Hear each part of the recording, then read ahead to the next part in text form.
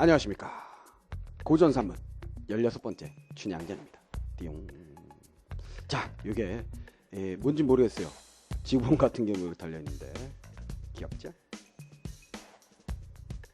새로 장만한 모자입니다. 자, 그러면 오늘은 춘향전인데요. 자, 춘향전은요, 이거 뭐 스토리를 여러분들에게 설명을 해야 할까 하는 생각이 들 정도로 너무나 유명한 작품이죠. 그래서 춘향전의 스토리를 모르는 한국인이 있겠습니까? 영화화도 수없이 많이 이루어졌고, 그죠? TV 드라마로도 많이 만들어졌고, 뭐 어린 시절부터 이 소설도 여러분들이 많이 읽었으리라고 생각을 합니다. 그래서 스토리를 모르는 사람은 없을 거예요. 줄거리를 모르는 사람은 없을 거예요.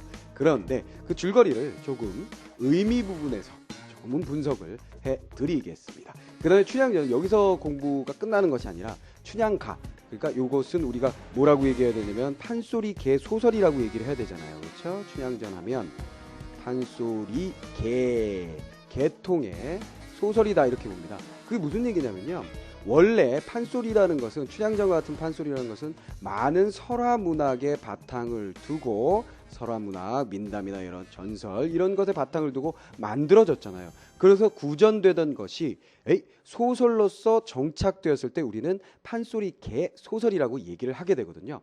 그럼 춘향전이 주로 이렇게 구분하시면 돼요. 춘향전 이렇게 돼 있으면 소설이라고 보시면 되고, 춘향가 그럼 뭐예요? 그렇죠, 판소리라고 보시면 됩니다. 무슨 말인지 알겠죠? 그리고 지문 자체에도 춘향가라고 되어 있으면 여기 뭐 안일이니 자진몰이니 이렇게 음악적인 요소가 구체적으로 잘 드러나고요. 그 다음에 춘향전이라고 하면 좀 소설 같은 느낌, 그래서 그런 음악적인 요소 부분이 잘 안 나타나는 것을 여러분들이 확인하실 수 있을 거예요. 알겠죠? 그래서 여기서 지금 우리가 공부하는 전은 판소리 개 소설이다, 이렇게 정리를 하시면 되겠습니다. 근데 판소리 개 소설은 결국 판소리의 특징을 그대로 가지고 있습니다. 그래서 이후에 판소리 문학을 몇 개 이렇게 정리할 때 춘향전을 그때는 춘향가라는 이름으로 조금 또 뭐 다르게 한번 확인을 해보겠어요. 지금은 고전 소설이라는 입장에서 고전 소설이라는 그 장르의 내에서 이렇게 공부를 하는 것이라고 여러분들이 보시면 되겠고요. 자, 그래서 일반적인 고전 소설이 가지고 있는 대부분의 모든 특징을 가지고 있습니다만, 어떤 시대적인 상황을 반영한다라든가 어떤 사실 뭐 당시에 일어날 법한 일들을 이야기하는 측면에서는 굉장히 뛰어나고, 그렇죠? 스토리도 굉장히 재밌는, 그래서 현대인들이 읽어도 하나도 손색이 없는 그런 작품이라고 평가를 할 수가 있습니다. 그런데 이 앞에서 공부했었던 뭘 했죠? 우리가 임진록 있잖아요. 임진록. 많은 판본들이 있다 그랬잖아요. 춘향전도 역시입니다. 그렇죠? 수없이 많은 판본들이 있어요. 그래서 어느 판본 같은 경우에는 여기 스토리가 어떻게 시작돼 있어요? 만남에서 시작을 했죠, 선생님이. 그런데 옛날 이야기요, 신재호가 정리하기 이전 부분에 보면요, 신재호 씨가 정리했다는 거 여러분들 알죠? 판소리를. 그 이전 부분에 들어가면 여기 만남 이전에 전생의 이야기, 그러니까 이 지상세계에 내려오기 전에 하늘나라에 살던 얘기가 나옵니다. 알겠어요? 그 춘향은 뭐 했었냐면 선녀였습니다. 선녀였는데 지상세계에 내려온, 즉 적강의 모티프를 가지고 있죠. 적강한 겁니다. 적강. 적강은 뭔지 알죠? 하늘에서 내려오는 거. 자, 그러면 적강을 했는데 어떻게 적강을 했다는 거야? 선녀였는데 임금 옥황상제가 불렀어요. 불렀는데 춘향이 선녀가 늦게 간 거예요. 늦게 가니까 옥황상제 열받아서 야, 이 새끼야, 너 내려가! 그랬죠. 쫓겨나서 지상세계에 내려와서 뭘 하게 되죠? 그렇죠, 옥에서 기다리는 벌을 받습니다. 그러니까 네가 날 기다리게 했으니 넌 지상세계에 내려가서 기다리는 벌을 받아라 하는 인과관계를 만들어주는 거죠. 개연성은 떨어집니다만 인과관계 필연성은 더 잘 만들어질 수 있는 그런 구조였죠. 그러나 좀 개연성이 떨어진다, 현실성이 떨어진다 해서 신재호 정리 때부터 그것이 사라졌다라는 이야기가 있습니다. 근데 우리가 뭐 꼭 굳이 그것을 알아야 할 필요는 없고요. 일반적으로 많이 전달되는 이 부분부터 아시면 되겠어요. 자, 그럼 시작하겠습니다. 처음에 어떻게 됩니까? 만나죠. 어디서 만나는지 알지? 그렇지, 광활로에서 그네뜨기를 이렇게 하는데 저것이 무엇이냐 해가지고 아름답다, 뭐 전해라 전해라, 방자 뛰어다니다가 나중에 오밤중에 찾아가게 되는 거지요. 그리고 그날 바로 혼약을 맺게 되고 같이 자게 됩니다.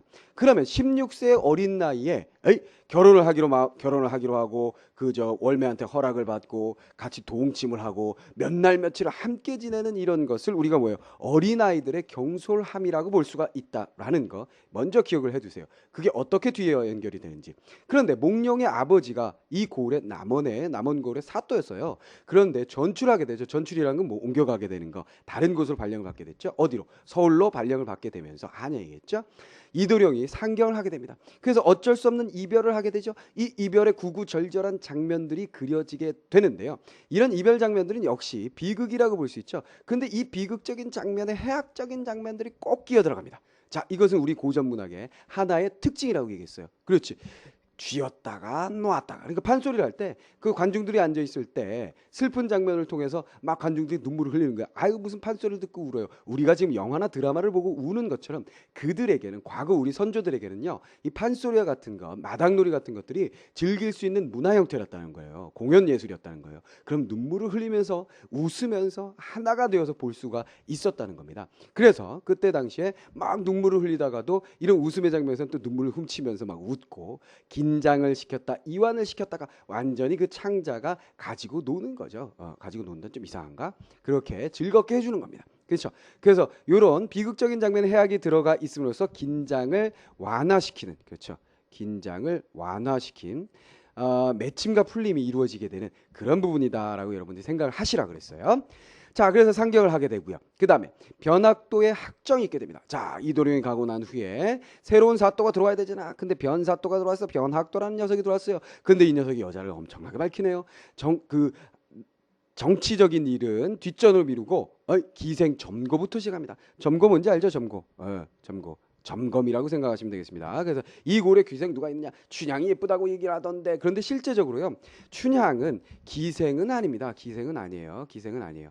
기생은 아니고 기생의 딸이기 때문에 천한 신분이긴 합니다. 그렇죠. 근데 기생의 명부에 올라 있지 않기 때문에 기생은 아니죠. 그래서 일각에서는 변사또가 춘향에게 수청을 들라고 하는 것은, 이것은 모순된 일이다라고 얘기를 하는데요. 어떤 면에서 보면 그리 모순된 일이 아니라고 볼 수도 있어요. 물론 잘못된 것이긴 하지만 과거에는 뭐예요? 그 양반들이 그 천민들을 생각하기엔 거의 뭐 짐승만도 못한 존재로 생각하는 경우들도 있었기 때문에 자기 마음대로 해도 벌을 받지 않는 상황이 될 수 있었거든요. 그렇죠. 종을 데려다가 막 때려서 죽이든 말든 뭐 그냥 넘어가던 그 중세 봉건 사회였기 때문에 어떤 면에서는 당시에 실제적으로 충분히 일어날 수 있었던 일이라고 생각할 수 있다는 거예요. 그런데 일각에서는 일어날 수 없는 일이다. 왜냐하면 기생이 아니기 때문이다. 모순이다라고 해서 문제점을 제기하기도 하는데요. 선생님이 볼 때는 충분히 일어날 수 있는 일이라고 생각이 듭니다. 뭐 그건 여러분들이 판단을 해보시고요. 자, 이런 학정을 일삼게 되면서 춘향이 끌려가서 수청을 달라라고 요구하게 되고 싫어야 하고 외치다 보니까 옥고를 겪게 되지요. 그렇죠? 근데 여기 잘 보세요. 어떻게 돼 있었어요? 경솔한 아이였습니다. 춘향도 몽룡이도. 그런데 어떻게 됩니까? 춘향이 옥고를 거치게 되면서 뭐 하게 된다? 연녀로서 거듭나게 된다. 이런 것을 우린 뭐라고 얘기한다? 입사식 통과제의 통과의대라고 얘기한다 그랬죠. 그래서 한편으로 우리는 성장의 이야기로 볼 수 있다 라고 얘기를 전에도 했었습니다. 자, 입사식 뭔지 알죠? 사회에 들어가는 의식. 통과제의 뭐예요? 통과해야 하는 제의 의식. 마치 톰과 제리처럼 느껴지지요. 발음이. 통과의례, 통과해야 하는 의식. 마찬가지입니다. 어디로 들어가기 위해서? 그렇죠? 자, 그래서 연료로 성장하는 춘향이 됐고요. 자, 과거에 급제한 몽룡, 이때에 춘향을 구출하게 됩니다.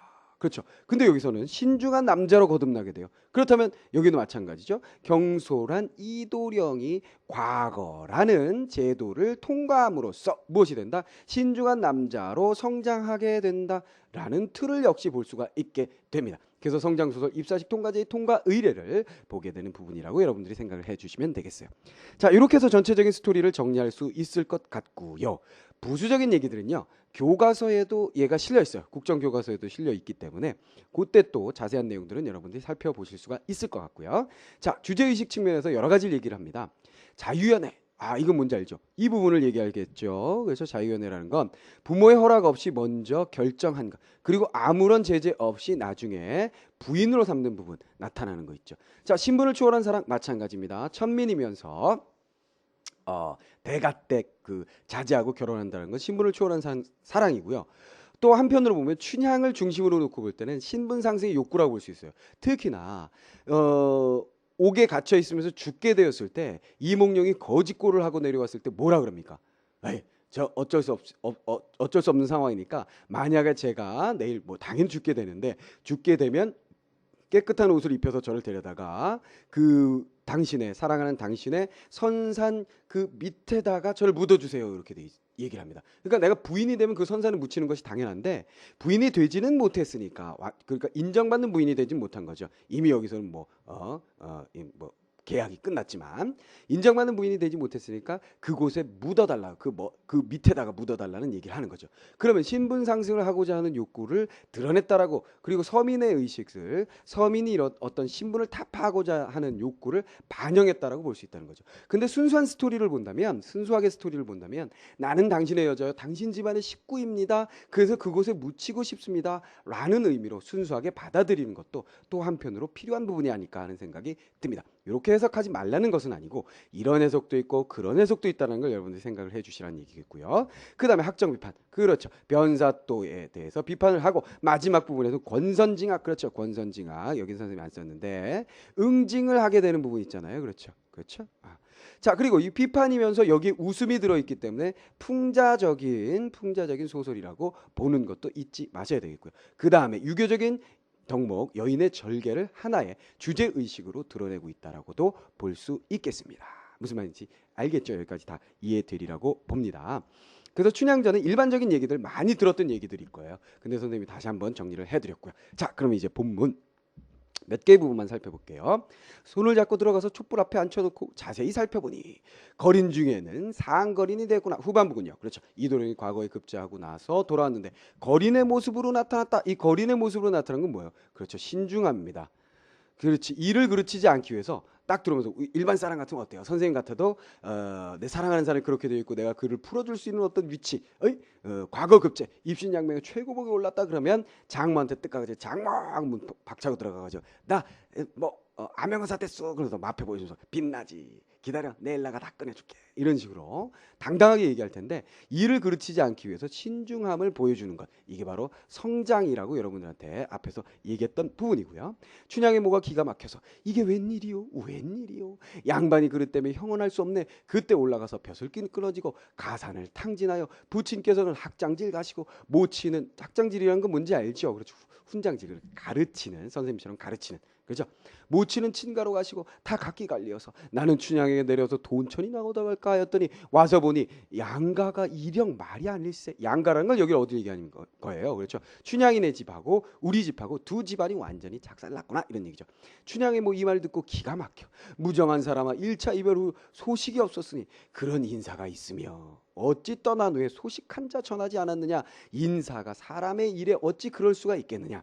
후긴지 바랐더니 후긴지 나중에 좋은 일이 있는 것일까 하고 바랐더니만 일이 잘 되었어 이런 건 뭔지 알죠? 반어적인 표현. 그러니까 뭐야 비꼼을 강조하는 거죠. 이런 한심한 놈아 요거 강조하기 위해서 반어 사용한 거고요. 수원은 살이 되어 엎질러진 물이 되어 수원수구 할까 말은 수원수구 뭔지 알죠? 수원수구 누구를 원망하며 누구를 탓하겠느냐마는 내 딸 춘향이 어쩔라나 내 딸 춘향이 어떻게 할 건가 홧김에 달려들어 코를 물어 떼려 하니 내 탓이지 코 탓인가 하하 이 부분 재미있는 부분이죠. 그렇죠. 절박한 순간입니다. 그렇죠. 춘향모에 있어서는 자신의 딸을 잃게 되는 상황이 됩니다. 마지막으로 믿고 있었던 이도령이 이런 상태가 됐으니 이제는 완전히 희망을 잃게 된 상황이기 때문에 절망적인 순간이죠. 아무리 그렇다고 해도 사위에 코를 물어 때려 한다라는 것 자체 그리고 그런 상황에서 내 탓이지 코 탓인가라고 농담으로 받아치는 이런 태도 이런 것들이 바로 뭐가 되는 거예요. 바로 해학적인 장면이죠. 자, 해학은 뭐라 그랬습니까? 그렇죠. 일상적인 것에서 벗어난 것. 아무리 장모가 사위한테 화가 났더라도 화날 수는 있죠. 일상생활에서 화가 났다 하더라도 코를 물어뜯는 것은 실질적으로 있을 수 없는 사건. 그래서 뭐예요? 해학이라고 웃음을 유발한다고 보시면 되겠죠. 자, 그 다음에 아이 장모가 나를 몰라보네. 하늘이 무심태도 풍운조화와 내성내기는 있으니 뭔가 꽝 하고 터질 일이 있을 거야. 살짝 이 부분에서는 뭐예요? 그렇죠. 뒷부분 이 부분에서는 암시를 주고 있는데 춘향모는 모릅니다. 춘향모 귀가 차서 양반이 그릇 때문에 간논족 찾았구나. 이거 농담이나 하고 지랄하네. 이런 얘기했죠. 어사 짐짓 일부러 춘향모의 거동을 보려 하고 이 아줌마가 어떡하나 보려고. 근데 신문상 낮기 때문에 반말을 주로 하고 좀 이렇게 낮추어서 행동을 한다라는 거 생각하시면 되겠어요. 시장하여 나 죽겠네. 나 밥 한 술 주소. 춘향모 밥 달라는 말을 듣고 밥 없네. 어찌 밥 없을까마는 홧김에 하는 말이었다. 이런 거 뭐예요? 홧김에 하는 말이었다라고 생각하는 건 누구죠? 그렇지. 서술자가 생각하고 있습니다. 그렇다면 이건 뭐예요? 개입이죠. 서술자 개입이라는 건 뭐라 그랬어요? 자, 소설 속에는요, 생각이 두 가지가 있습니다. 인물의 생각이 있고 서술자의 생각이 있어요. 독자의 생각은 독자가 가지고 있는 거니까 작품에 나타나진 않겠죠. 그런데 서술자의 생각이 나타나는 부분을 개입이라고 합니다. 홧김에 하는 말이라고 판단하고 생각하는 건 누구라고? 그렇지. 서술자라고 볼 수 있다는 거예요. 그래서 서술자의 목소리가 싹 순간 들어간 것이라고 생각할 수가 있습니다. 그런데 만약에 이 부분을요, 홧김에 그렇게 내뱉었다라고 하면 서술자의 개입이 되지 않아요. 무슨 말이겠죠? 홧김이라는 것 자체가 누가 화가 났다는 거예요. 그렇지. 장모가 화난 상태고 그 심리 상태를 전지적 입장에서 서술한 것으로 끝나거든요. 근데 이 부분에서는 밥이 없겠느냐마는 해가지고 서술자가 자신의 판단을 집어넣기 때문에 서술자의 개입, 편집자적 논평이 된다는 거 여러분들이 주의를 하셔야 되겠습니다. 요거 구분 잘 못하는 사람들이 많은데 어쨌거나 중요한 것은 서술자의 개입이라는 건 서술자의 판단, 서술자의 생각이냐 아니면 인물의 생각이냐를 여러분들이 구분해 보시면 되겠다. 그런 얘기입니다. 자, 여기까지 정리를 한번 해볼까요? 무슨 얘기예요? 월매는 기대했던 모습이 아닌 이도령을 괄시합니다. 그렇죠. 타박하고 업신 여긴다 이런 얘기죠. 여기에서 해학적인 장면 여러분들이 잘 정리를 해 주시면 되겠고요. 자, 다시 넘어가서 운봉이 운을 낼제 높을 꽃자 기름 꽃자 두 글자를 내어놓고 차례로 운을 달제 어사 또 하는 말이 뭔지 알죠? 자, 시를 지을 때 왜 우리가 삼행시 있잖아. 문복기로 삼행시 지어라. 문 하면 뭐 문을 열어 복달아난다. 여기서 멈추겠습니다. 재미없어요. 자, 고자. 그 다음에 기름 고자. 두 개의 고자를 줬어요. 그럼 삼행시를 만드는 것처럼 이 고자를 집어넣어서 만들어달라 이런 얘기가 되겠는데요. 무엇을? 시를, 한시를. 자, 거린도 어려서 추구권이나 읽었더니 추구권이라는 것은 좋은 글귀를 모아놓은 책입니다. 읽었더니 좋은 잔치당에서 주요를 포식하고 그저가기 무렴하니 차운 한수 하사이다. 그랬어요. 무슨 말인지 알겠죠? 이 좋은 잔치에 와서 제가 술과 안주를 맛있게 먹었으니까요. 그냥 가기 좀 염치가 없으니까 저도 시 한 수 지어볼까요? 이렇게 얘기한 거죠. 운봉이 반겨 듣고 필연을 내어주니 좌중이 다 못하여. 좌중이 다 못하는 건 주변에 있는 사람들이 시를 다 짓지 못하고 이 사람 뭐야? 벼루와 그 붓과 먹을 주니까 지가 먼저 쫙 써내려갔다는 얘기입니다. 두 귀를 지었을 때 민정을 생각하고 본관의 정체를 생각하여 지었겠다. 이것도 마찬가지 편집자적 논평이라고 선생님이 밑줄을 살짝 꺼놨고요. 자, 시의 내용은 이렇습니다. 금준미주 천일열이요 옥반가요는 만성고라 총론학시 민문학이요 가성고처 원성고라. 자, 무슨 뜻이냐 하면 서민들을 위해서 이런 해석을 해준 것으로 보여집니다. 금동이의 아름다운 수는 1만 백성의 피. 분명히 여긴 1000사람의 피라고 얘기했는데 좀 과장되게 1만 백성의 피라고 해석을 했군요. 옥소반의 아름다운 안주는 옥소반의 아름다운 안주, 옥쟁반의 안주는 1만 백성의 기름이라. 기름을 짜는 거다 이런 얘기죠. 그러니까 착취를 했다는 얘기입니다. 피를 뽑아서 기름을 짜내서 백성들의 피를 뽑아서 기름을 짜내서 너희들이 즐기고 있다 이런 얘기죠. 촛불 눈물 떨어질 때 백성 눈물 떨어지고 너희들이 켜놓고 있는 촛불의 눈물이 떨어질 때 백성들은 눈물을 흘리고 있고 노래소리 높은 곳에 너희들이 노래소리 높은 곳에 즐기는 노래소리 뒤에는 그 백성들 원망소리가 높다라는 걸 왜 모르느냐 이런 얘기죠. 그래서 이 부분 요 한시에서 얘기하고자 하는 것은 뭡니까? 바로 학정에 대한 그죠? 가혹한 정치. 예를 들어서 가정맹호 들어봤죠? 그죠? 가렴주구 이런 것들 들어봤을 거예요. 그렇죠? 그지? 가정맹호는 뭡니까? 가혹한 정치는 무서운 맹수인 호랑이보다 더욱더 무섭다 이런 뜻이고요. 가렴죽은 마구 거두어 들이는 것을 얘기합니다. 그래서 학정, 탐과 놀이를 비판하는 의식을 드러낸 비판적인 풍자적인 작품이라고 볼 수가 있겠는데요. 결국은 이곳에서 이 작품이 하는 역할, 이 장면에서 그렇죠. 긴장감을 고조시키게 됩니다. 앞불싸 일이 났다. 누가? 본관은 멍청해서 몰라요. 그러나 운봉은 일이 났다라고 느끼게 되죠. 긴장감이 고조됩니다. 그리고 나서 뒤이어서 암행어사 출도 장면이 나오게 되고 이 암행어사 출도 장면은 나중에 뭐 정리하겠지만 굉장히 박진감 넘치게 빠르게 전개되는 그런 장면이 여러분들 앞에 펼쳐지게 됩니다. 자, 다음 정리해 볼게요. 사또잔치에 참여한 어사는 탐과 놀이를 비판하는 시를 짓게 되고요. 그 시를 통해서 뭐 하게 된다? 긴장이 고조된다라는 거 여러분들이 정리를 하시면 되겠습니다. 당연히 이 잔치에서 속이 터졌겠죠. 왜? 내 사랑하는 여인은 감옥에다 갖다 놓고서 이 새끼들이 술 처먹고 즐기고 있어. 이런 화상들 작살낼게요. 이렇게 됐겠지요.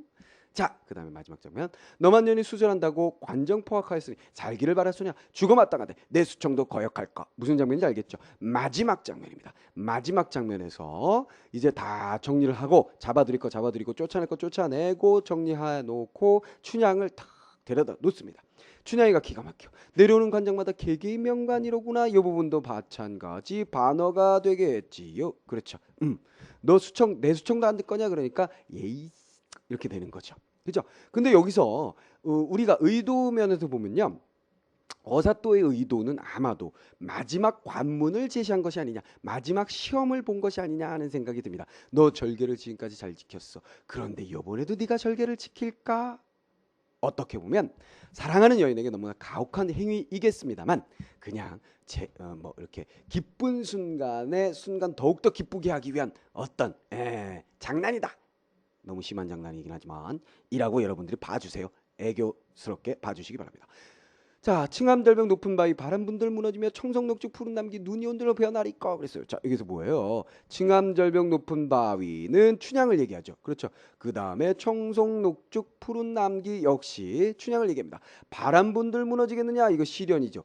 구체적으로는 변사또. 눈이 온들 변하겠느냐? 이것도 시련이죠. 변사또를 얘기합니다. 비유적인 표현을 사용하고 있군요. 그런 분부 마옵시고 어서 바삐 죽여줘. 날 죽여라 이 새끼야. 이런 얘기죠. 향단아 서방님 어디 계신가 보아라. 어젯밤에 옥문관에 와 계실지 천만당바였더니 어디를 가셨는지 나 죽는 줄 모르는가. 어사또 분부하되 얼굴을 들어 나를 보라 하시니 춘향이 고개를 들어 대상을 살펴보니 걸객으로 왔던 난군 어사또로 뚜렷이 앉았구나. 반 웃음 반 울음에 얼씨구나 좋을씨구 어사는 온군 좋을씨구 남은 내 추절 들어 떨어지게 되었더니 객사의 봄이 들어 이화춘풍 날 살린다 그랬어요. 자, 이런 것들 언어유희라고 얘기를 하죠. 이화춘풍 왜 그러냐면 이게 뭐예요? 이몽룡의 이죠. 그렇지, 이몽룡을 얘기합니다. 날 살린다 꿈이냐 생시냐 꿈 깰까 염려하다. 한참 일이 즐길 적에 춘향모 들어와서 가없이 즐겨하는 말을 어찌다 설하랴. 춘향모도 들어와서 신납니다. 춘향의 높은 절개 광채 있게 되었으니 춘향의 높은 절개가 드디어 빛을 보게 되었으니 어찌 아니 좋을순가. 어사또 남은 공사 다 끈 후에 공적인 일들을 다 처리한 후에 춘향 모녀와 향단인을 서울로 치행할지. 치행한다라는 건 뭐예요? 치장한다. 그 갈 준비를 한다 이런 얘기겠죠. 위의 위엄과 위험이 있는 모습을 얘기합니다. 위험이 있는 모습이 찬란하니 세상 사람들이 누가 아니 칭찬하랴. 누구나 칭찬할 것이다라고 또 누가 생각한 거야? 그렇지, 서술자가 생각한 거야. 그러니까 이것도 편집자적 논평이라고 여러분들이 생각을 해 주시면 되겠다 그런 얘기입니다. 자, 그런데요 여기서 굉장히 좀 현실적으로 모순이 된 부분이라고 얘기를 하는 부분이 바로 이런 부분인데요. 그 허구 많은 곳에서 왜 남원으로 들어가게 됐느냐? 또 남원으로 들어가서 일 처리를 이렇게 또 빨리 끝내고 오느냐? 끝내고 왔더니 그 한 번 일 처리 잘했다고 해서 막 벼슬을 주느냐? 이런 것들이 현실성이 좀 결여된 부분이라고 볼 수 있겠습니다만 현실에 있는 당시 현실에 있었던 어떤 문제점을 지적한다는 데 있어서는 굉장히 중요한 작품이라고 여러분들이 생각을 해 주셔야 되겠습니다. 어사는 춘향을 만나 마지막 시험을 하고 모두 상경하게 되는 행복한 결말, 닫힌 결말이죠. 물론 여기서 끝은 아니고요. 더 있습니다만 닫힌 결말을 보여주는 그런 소설이었습니다. 자, 갈등 양상 정리해 볼까요? 자, 춘향전이니까 춘향을 핵심적인 인물로 본다면 지금 읽어본 부분 말고 전체적으로 보았을 때 가장 주된 부분이 바로 이 부분이라고 볼 수 있을 것 같아요. 춘향의 절개. 자, 그러면 수청이라는 것을 통해서 주동적인 인물이 춘향이라면 반동적인 인물이 변사또가 되죠. 갈등하게 됩니다. 자, 춘향 춘향은 뭐예요? 수청에 대해서 변사또는 수청에 대해서 어떤 태도를 보이느냐? 난 추청 들 수 없어요. 변사또 뭐예요? 들어라. 왜 들 수 없다? 이도령과의 약속이기 때문이에요. 들어라. 미천한 신분의 뭔 소리냐? 이런 얘기가 되겠죠. 그래서 어떻게 보면 각자의 명분이 어느 정도는 있는 거예요. 그렇죠. 이도령과의 약속이라는 건 절개를 지키는 것은 여인의 당연한 것. 그런데 변사또의 입장에서 보면 어찌 미천한 신분이 절개를 지키느냐라는 것도 어떤 면에서는 맞는 말이지만, 그러나 시대의 변화에 본다면 이쪽이 참이고 춘향 쪽이 참선이 되겠고요. 그렇죠. 이쪽이 악이 될 수밖에 없습니다. 그래서 이쪽이 응징을 당하게 되는 것이지요. 자, 이렇게 해서 춘향전 좀 길게 정리를 해 보았는데요. 다음번에 춘향전 말고 춘향가를 정리하게 될 때 또 교과서 부분 여러분들이 정리한 사람이 있고 앞으로 정리할 사람도 있겠죠. 정리하면서 좀 더 자세한 내용들 살펴보시기 바라고요. 여기서는 주로 뒷부분에 이 부분이 되겠군요. 이 부분만 좀 정리를 잘 해보았습니다. 그래서 몇 가지 주의사항 주었던 거 다시 한번 잘 정리를 해보시고요. 귀여운 선생님은 이제 그만 돌아가도록 하겠습니다. 다음 시간에 뵙죠.